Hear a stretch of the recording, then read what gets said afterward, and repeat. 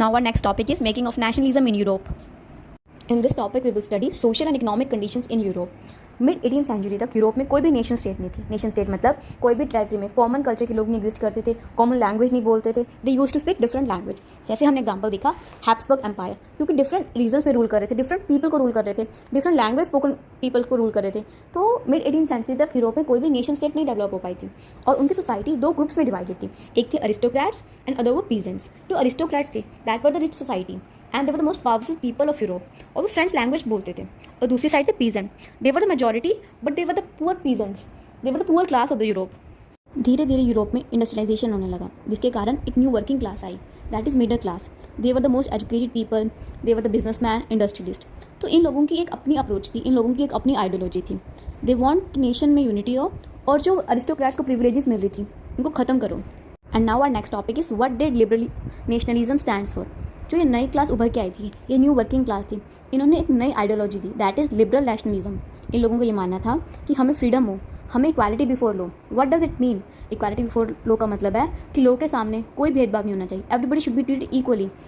तो इन लोगों ने क्या कहा, हमें फ्रीडम चाहिए, हमें इक्वालिटी चाहिए, ऑटोक्रेसी को एंड करो, जो चर्च की प्रिविलेजेस हैं उसको ख़त्म करो और कॉन्स्टिट्यूशन को इस्टेब्लिश करो. और जो गवर्नमेंट है वो रिप्रेजेंटेटिव फॉर्म ऑफ गवर्नमेंट होनी चाहिए, ताकि लोगों में इक्वालिटी हो, ताकि लोगों को फ्रीडम हो. But this new working class also did not stand for universal adult suffrage. इनका भी यही मानना था कि वोटिंग राइट सिर्फ मेल को होने चाहिए, और वो मेल जिनके पास प्रॉपर्टी है. So those male who do not have property and women were still neglected. और जो ये न्यू वर्किंग क्लास थी, they have their economic aspirations too. इनका मानना था कि जो मार्केट है उसमें फ्रीडम होनी चाहिए, गवर्नमेंट की इंटरफेरेंस नहीं होनी चाहिए, और गवर्नमेंट जो रिस्ट्रिक्शंस लगा रही थी गुड्स और कैपिटल के फ्लो में उसको भी कम करो, मिनिमाइज़ करो, सो दैट इकोनॉमी कैन फ्लरिश. और जो नेपोलियन ने 39 स्टेट्स की कॉन्फेडरेशन बनाई थी, इन स्टेट्स में डिफरेंट करेंसी थी और different weight and measure standards थे. और हमें ये भी पता चलता है कि अगर हमें गुड्स हैम्बर्ग से नरमबर्ग भिजवाने हैं तो ऑलमोस्ट 11 कस्टम बैरियर्स थे. This show how difficult was the trade. And now this new commercial class was demanding more ease in trade and more relaxation.